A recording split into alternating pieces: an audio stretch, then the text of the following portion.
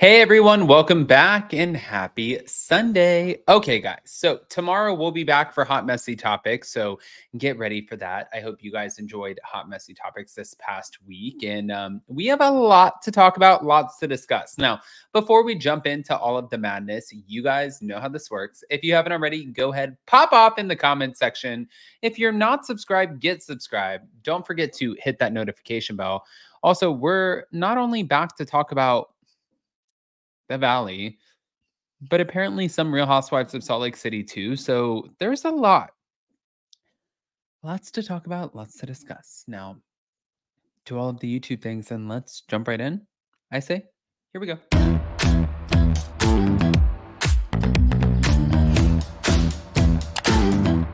Cause no one can do it like we do it, like we do it, like we do it. Cause no one can do it like we do it, like we do it, like we do it. All right, guys. So we're going to start off with the Janet Caperna of it all. Now, thank you to Reality Blurb. Janet Caperna made shocking allegations against Kristen Doute and her friend Zach Wickham. As Kristen reacted, Zach accused Janet's minions of being desperate for camera time on the Valley. But in recent episodes, Janet refused to invite Zach and Kristen to a cast event, and Zach cried after learning about it. But when she called him to clear the air, things got worse. In an interview with Gabbing with Gib podcast, Janet denied she was trying to ice Kristen out, and she also claimed that Kristen wasn't supportive of her pregnancy and didn't check in on her. At one point, she suggested that Kristen said Janet was using her pregnancy to be conniving and a mean girl, and Janet also claimed that she believes Kristen and Zach didn't want her pregnancy to go full term and didn't want her to have a healthy child. Kristen then reacted to the claim. She said, "I had a fucking pregnancy loss. I would never in a million years say something like any of this. Wait for me to post the text when I'm asking Janet about her pregnancy, including when she texts me her baby's first heartbeat. And oh yeah, I was at the gender reveal. This is revolting." But Janet then reacted to her own comment. Kristen is absolutely It is absolutely revolting that your BFF Zach said out loud that he was hoping that I would miscarry and kill myself.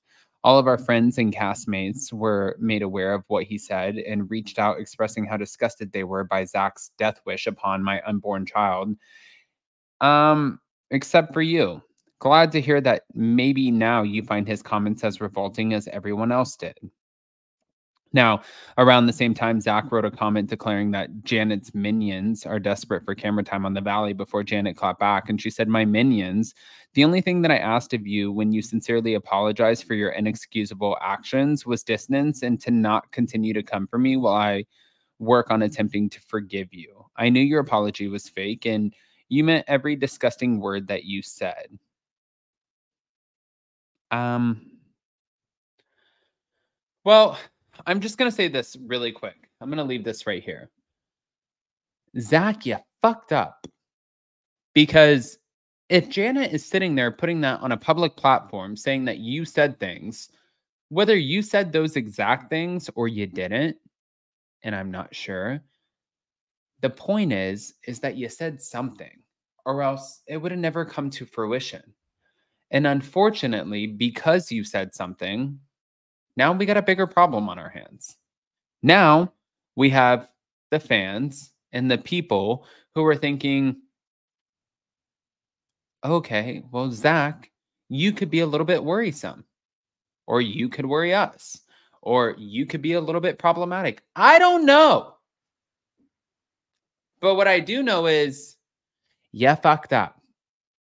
And also for Janet, I know that a lot of people are trying to paint her as the new resident mean girl and they're saying that she wants to be the new Stassi Schroeder and that she is coming in like this new mean girl. However, I just kind of feel like at the point in time where we are seeing Janet, she is pregnant and she is not sitting there. I don't think that she's going out of her way trying to be a mean girl. I think that she is very much so a pregnant woman.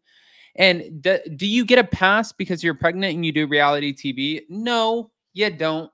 But should somebody be wishing you death wishes on your unborn child? Absolutely not. And if in fact this is true, then Zach Wickham deserves to be fired. Like, that's not even It's just not even a thing that should be questioned. But wait, it doesn't stop there. Now, again, thank you to Reality Blurb. Lisa Barlow has reunited with her oldest 19-year-old son, Jack Barlow. Amid Jack's ongoing mission in Colombia, the Real Housewives of Salt Lake City star confirmed his recent visit to the States as she posed alongside him, her husband, John Barlow, and their youngest son, Henry Barlow, for a series of photos shared to her Instagram page. A necessary trip in timing. Love seeing my Jack so we could make sure that the next 14 months in Colombia he would be completely well. And I love seeing his maturity, hearing him speak Spanish, and his love of service and the people of Colombia. Jack and Henry are besties. I love seeing them back together, even though it's short-lived. And we love our baby Kendall. If anyone comes for my kids, I promise you'll regret it. Now, as Real Housewives of Salt Lake City fans may have seen, Mary Cosby was accused of saying Henry was, well, you guys know, amid production on season 5 earlier this spring, which upset their castmates, including Heather Gay, Whitney Rose, Meredith Marks, and Angie Katzenabas. And they said the entire cast was beyond grossed out, is what a source told Page 6. But after Lisa's slideshow was shared, she was met with questions from her fans and followers. Did his visa not arrive on time and made him go to California while he waits? One person asked. He has been in Colombia for 9 months. Jack looks like he's all grown up, said another, and Lisa agreed. And a third asked, how do you not worry? Okay. And Lisa said, God has him. Now, then after a fourth person proclaimed Jack is back, Lisa confirmed he would be headed back to Colombia soon. Yep, for a short time. Yeah, he's not back for that long. But listen, the woman has sent her son off on a mission. He's doing said mission. He's doing the damn thing. And I think that it's just a matter of like trying to figure out what's good and what's not. What's good for the goose and what's good for the gander, I guess. What's good for Jack and what's not good for him. Because at the end of the day, he's already gone. He's in Colombia. Now, a lot of people were questioning whether or not he was actually going to Colombia because they saw photos of him in California. And there was a whole situation that was occurring regarding his visa. But at the end of the day, I think that we have this settled. He is still in Colombia. And like she said, he still has 14 months left in his mission. And who knows what he's going to do after? Who knows if he's going to stay with the faith, if he's going to stay with the Mormon church, or if he's going to turn around and be like, you know what?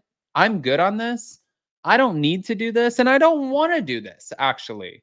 At the end of the day, I don't want to sit here and be your perfect Mormon, whatever that looks like for you. He might turn around and say that. Now,